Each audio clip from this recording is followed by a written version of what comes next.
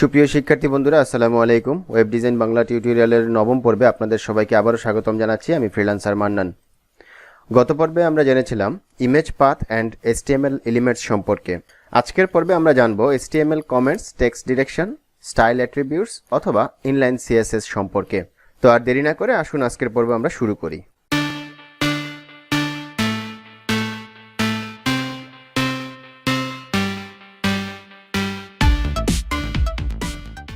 তো আজকের পর্ব শুরু করার পূর্বে আপনাদের সাথে দুটি কথা বলে নিই। সেটি হচ্ছে, যারা আমার চ্যানেলে একেবারেই নতুন আসছেন তারা অবশ্যই চ্যানেলটিকে সাবস্ক্রাইব করে দিবেন এবং পাশে থাকা বেল বাটনটি প্রেস করে দিবেন। এছাড়াও যারা বিগত পর্বগুলো এখনও দেখেননি তারা অবশ্যই সেই পর্বগুলো দেখে আজকের পর্বটি দেখা স্টার্ট করবেন। তো সেটি করার জন্য আপনারা যেটি করতে পারেন সেটি হচ্ছে, আমার চ্যানেলে গিয়ে যে মেনু বার রয়েছে সেই মেনু বার থেকে প্লে লিস্ট সিলেক্ট করবেন। প্লে লিস্ট সিলেক্ট করার পর এখানে দেখবেন এই যে HTML and CSS tutorial Bangla, এই প্লে লিস্টটি সিলেক্ট করে দেন এখান থেকে আপনারা প্রথম পর্ব থেকে স্টার্ট করতে পারবেন। তো আর দেরি না করে আজকের পর্ব আমরা শুরু করি। তো আসুন, প্রথমেই আমরা জানবো হচ্ছে HTML কমেন্টস সম্পর্কে। তো কমেন্টস শব্দটি থেকে আমরা বুঝতে পারতেছি বিষয়টা আসলে কীরকম হতে পারে। ধরুন আমরা যদি এখানে একটি পি ট্যাগ নিই, তো এখানে আমি পি ট্যাগ নিলাম। পি ট্যাগ নেওয়ার পর আমি কিছু ডামি টেক্সট নিয়ে আসি। তো ডামি টেক্সট নিয়ে আসার জন্য আপনারা তো নিশ্চয়ই জানেন যে লরেম ইপসাম, এটা হচ্ছে ডামি টেক্সট যারা প্রোভাইড করে।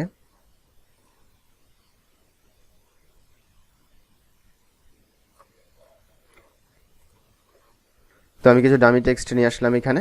ডামি টেক্সট নিয়ে আসার পর এখন আমি যে কাজটি করব সেটি হচ্ছে যে এখানে একটা কমেন্ট দেব। ঠিক আছে? আচ্ছা, ধরুন আমি যদি কমেন্টটা এখানে লিখে দিই যে এটা কি, এই টেক্সটগুলো বা এই পি ট্যাগটা আসলে কি সম্পর্কিত। ধরুন দিস ইজ প্যারাগ্রাফ ট্যাগ, আমি এটুকু লিখে দিলাম, দিস ইজ প্যারাগ্রাফ ট্যাগ।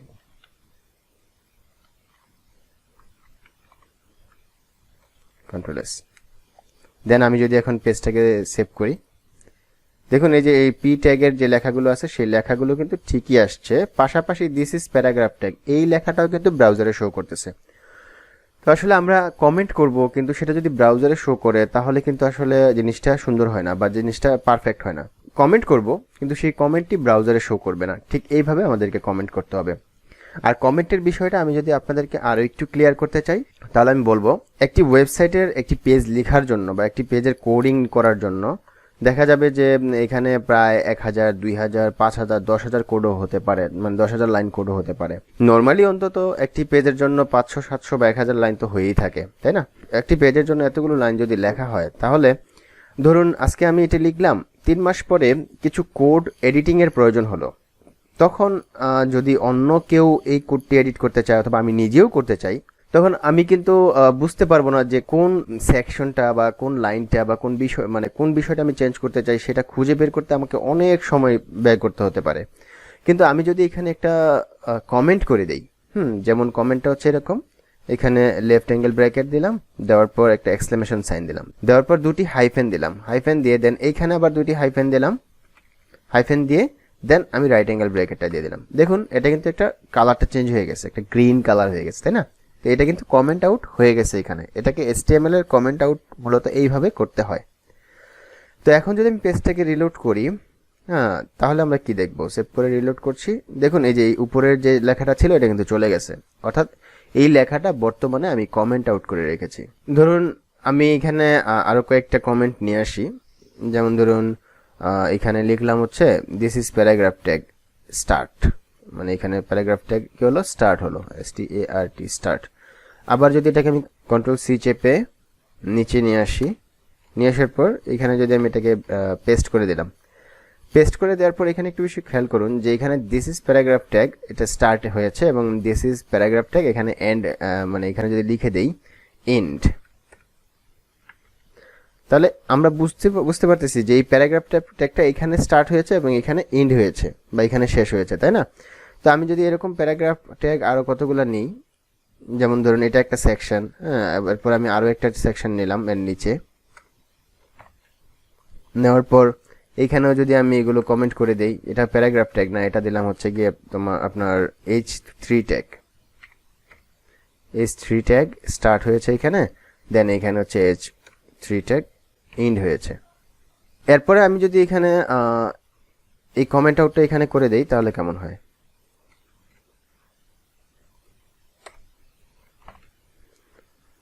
তাহলে এটা কি দিস ইজ হেডিং ট্যাগ, এটা দিলাম কি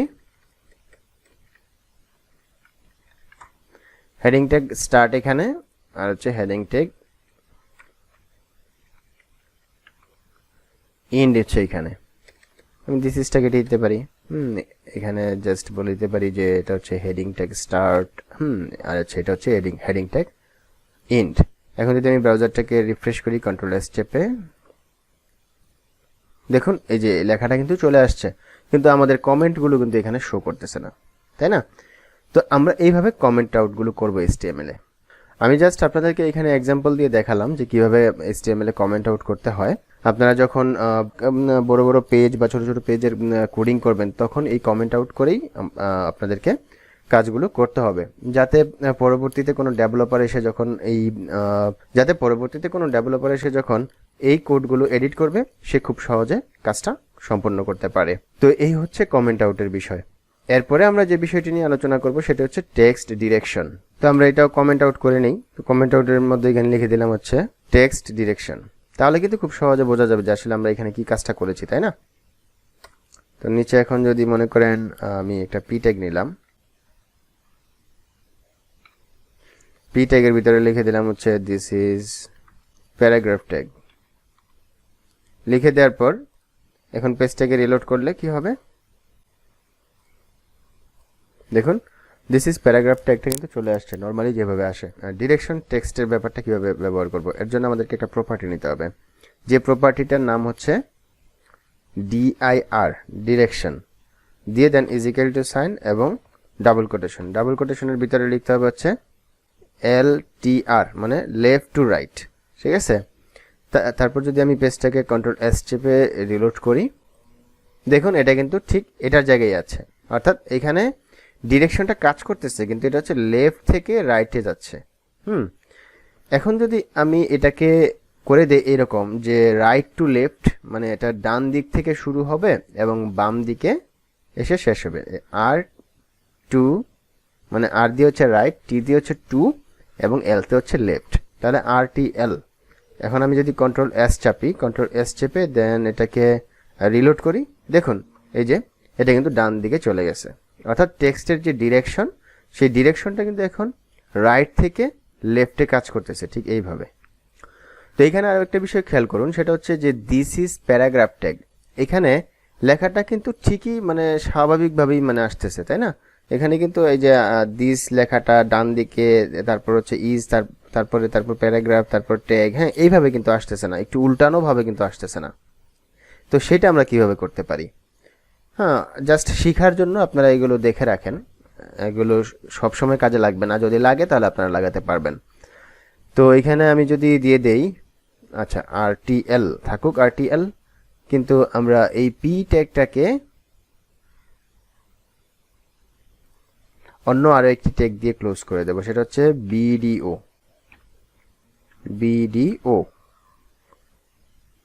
এবং BDO যে ট্যাগটি রয়েছে এই ট্যাগটিকে আমরা এখানে ক্লোজ করে দেব BDO। দেন আমি যদি এখন কন্ট্রোল এস চেপে সেভ করে দেন পেজটাকে রিলোড করি, আনচেঞ্জ। তো BDO লেখাটা আসলে এখানে হবে না, হবে কন্ট্রোল এক্স ভিতরে হবে, কন্ট্রোল ভি, দেন এখানে আমি এটা কন্ট্রোল এক্স চেপে দেন এখানে আমি ভিতরে দিয়ে দিচ্ছি কন্ট্রোল ভি চেপে। এখন যদি আমি এটাকে কন্ট্রোল এস চেপে সেভ করে নিই এবং ব্রাউজারে রিলোড করি, তাহলে আমরা দেখতে পাবো, দেখুন এই যে লেখাটা কিন্তু ডান দিক থেকে শুরু হয়েছে এবং লেখাটা উল্টা হয়ে গেছে, দিস ইজ প্যারাগ্রাফ ট্যাগ, ঠিক আছে? তো আসলে এটা হচ্ছে মূলত আপনারা কিভাবে করতে পারবেন, আমি জাস্ট এই বিষয়গুলো দেখিয়ে দিলাম যে ডিরেকশনের কাজগুলো কিভাবে কাজ করে, ঠিক আছে? এটা হচ্ছে RTL মানে রাইট টু লেফট, আরেকটা দেখিয়েছিলাম কি লেফট টু রাইট। তো এই গেল টেক্সট ডিরেকশনের কাজ। তো এরপরে যে বিষয়টি নিয়ে আলোচনা করব সেটি হচ্ছে স্টাইল অ্যাট্রিবিউটস এবং ইনলাইন CSS সম্পর্কে। তো স্টাইল অ্যাট্রিবিউটস এই কথা থেকে আমরা বুঝতে পারতেছি যে আসলে বিষয়টা কি, এবং ইনলাইন CSS, তাই না? CSS হচ্ছে HTML হচ্ছে মূলত স্ট্রাকচার তৈরি করা, আর CSS হচ্ছে ওই স্ট্রাকচারকে একটা ডিজাইনের রূপ দেওয়া বা স্টাইল করা, ঠিক আছে? তো এই বিষয়গুলো আমরা প্রথম পর্বে একদম ডিটেলস জেনেছিলাম, তো আমি এখন আর ডিটেলস আলোচনা করছি না, জাস্ট এটার ব্যবহারটা সম্পর্কে আমরা জানবো। তো এই মুহূর্তে ধরুন আমি যদি এই যে পি ট্যাগটি রয়েছে বা এই পি ট্যাগের মধ্যে যে লেখাগুলো রয়েছে এই লেখাগুলোকে স্টাইল করতে চাই, তাহলে কিভাবে করব? সিএসএস এ মূলত তিনভাবে স্টাইল করা যায়। একটা হচ্ছে আপনার ইনলাইন সিএসএস, আর একটা হচ্ছে ইন্টারনাল সিএসএস, আর একটা হচ্ছে এক্সটার্নাল সিএসএস। তো আমি এগুলো সম্পর্কে ডিটেইলস আজকে আলোচনা করব না, জাস্ট আপনাদেরকে বলে দিলাম যে ইনলাইন সিএসএস, ইন্টারনাল সিএসএস এবং এক্সটার্নাল সিএসএস এই তিন ধরনের সিএসএস রয়েছে। তো আজকে জাস্ট আমি ইনলাইন সিএসএসটা আপনাদেরকে অ্যাপ্লাই করে দেখাবো যে এই সিএসএস বা স্টাইল ট্যাগটি কীভাবে কাজ করে, কারণ ইন ফিউচারে আমি HTML এর আরও অনেকগুলো বিষয় নিয়ে আলোচনা করব, ওইখানে ইনলাইন সিএসএসটা কাজে লাগবে, এই জন্য আমি আজকে আলোচনা করছি। নেক্সট পর্বে অবশ্যই আমি ইন্টারনাল সিএসএস এবং এরপরে এক্সটার্নাল সিএসএস সম্পর্কে ডিটেলস আলোচনা করব। তো আশা করি সেই পর্বগুলোতে আমার সাথে থাকবেন। তো আসুন আর দেরি না করে সামনে আমরা আগাই। সেটা করার জন্য তো এই মুহূর্তে যে পি ট্যাগের মধ্যে আমরা একটা স্পেস দেব, স্পেস দিয়ে দেন এখানে আমরা একটা অ্যাট্রিবিউট নেব, যে অ্যাট্রিবিউটটির নাম হচ্ছে স্টাইল, STYLE স্টাইল লিখে দেন আমরা ইকুয়াল টু সাইন দেব, দেন হচ্ছে ডাবল কোটেশন। তাহলে আমরা এই স্টাইলের ভিতরে যা যা লিখব সেটাই কিন্তু এখানে সিএসএস কোড অ্যাপ্লাই হয়ে যাবে। আপনারা যারা আমার এই HTML কোর্সটি কন্টিনিউ করছেন তারা হয়তো এই প্রথম আপনারা সিএসএস কোড অ্যাপ্লাই করবেন। তো ধরুন এই যে লেখাটা মানে পি ট্যাগের ভিতরে যতগুলো লেখা আছে সেই লেখাগুলোকে আপনি কি করতে চাচ্ছেন? বোল্ড করতে চাচ্ছেন।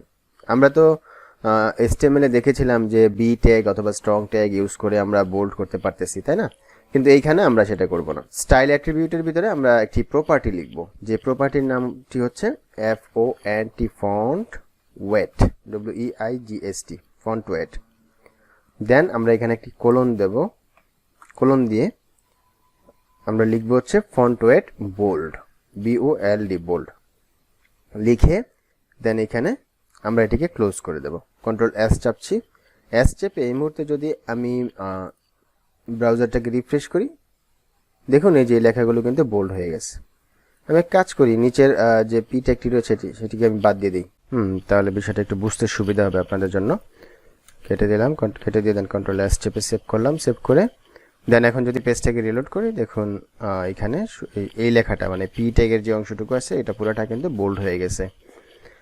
এরপরে আমরা যদি আরও একটা প্রপার্টি দেখি, আমরা চাইলে এখানে একাধিক প্রপার্টিও লিখতে পারি, যেমন বোল্ড লিখেছি, এরপর যদি লিখে দিই যে ফন্ট কালার, ঠিক আছে? তো ফন্ট কালারটাকে কালারের যে প্রপার্টি সিএসএস এ সেটা হচ্ছে কালার প্রপার্টি, COLOR কালার লিখে দেন এখানে কোলন দিয়ে আপনি যদি দিয়ে দেন যে রেড কালার, ঠিক আছে, RED রেড, দেন এটাকে ক্লোজ করেন। ক্লোজ করার পর পেজটাকে রিলোড করেন, দেখুন কালারটা কিন্তু পেয়ে গেছে, অর্থাৎ সবগুলো কালার মানে পুরো প্যারাগ্রাফটার কালারটা রেড হয়ে গেছে। আপনি যদি কালারটাকে চেঞ্জ করে এখানে গ্রিন দেন, GREEN গ্রিন, দেন কন্ট্রোল S চেপে সেভ করেন, তাহলে দেখতে পাবেন যে যেখানে কালারগুলো চেঞ্জ হয়ে গেছে, ঠিক আছে? তো এখানে আপনি চাইলে আরও একটা প্রপার্টি ইউজ করতে পারেন, যেমন এখানে একটা স্পেস দিলেন, স্পেস দিয়ে আপনি যদি লিখেন যে এটার একটা ব্যাকগ্রাউন্ড দিবেন, BACK ব্যাকগ্রাউন্ড দিয়ে দেন এখানে কোলন দিয়ে আপনি লিখে দিলেন ব্যাকগ্রাউন্ড কালার হচ্ছে লাইট গ্রে। আচ্ছা লাইট গ্রে না, এটা বোঝা যাবে না, আচ্ছা আমি যাতে একটু আপনারা বুঝতে সহজ হয় আমি ওইরকম একটা কালার দিচ্ছি, ইয়েলো। তো ইয়েলো কালারটা দিয়ে দেন আপনি এখানে এটা ক্লোজ করলেন, ক্লোজ করে কন্ট্রোল S চেপে সেভ করলাম, দেখুন এই যে ইয়েলো ব্যাকগ্রাউন্ড কালারটা চলে আসছে, ঠিক আছে? তো আসলে আমরা ইনলাইন সিএসএস বা স্টাইল অ্যাট্রিবিউটের মাধ্যমে আমরা ইনলাইন সিএসএস করতে পারি খুব সহজে। তো এই হচ্ছে বিষয়। তো বাসায় আপনারা এগুলো প্র্যাকটিস করে ফেলবেন, ঠিক আছে? যে আসলে ইনলাইন সিএসএস সম্পর্কে আমি যে আলোচনাগুলো করেছি এবং ডিরেকশন ট্যাগ সম্পর্কে আমি যে আলোচনাগুলো করেছি, পাশাপাশি HTML কমেন্টস সম্পর্কে আমি যে আলোচনাগুলো করেছি, প্রত্যেকটা বিষয় আপনারা বাসায় ভালোভাবে প্র্যাকটিস করবেন। আশা করি আপনারা খুব ভালোভাবে বিষয়গুলো শিখতে পারবেন। তো সামনে আরও চমৎকার বিষয় বা টপিকস নিয়ে আমি আলোচনা করব, সেই পর্বের আমন্ত্রণ জানিয়ে আজকের পর্ব আমি এখানেই শেষ করছি। আল্লাহ হাফেজ, ধন্যবাদ সবাইকে।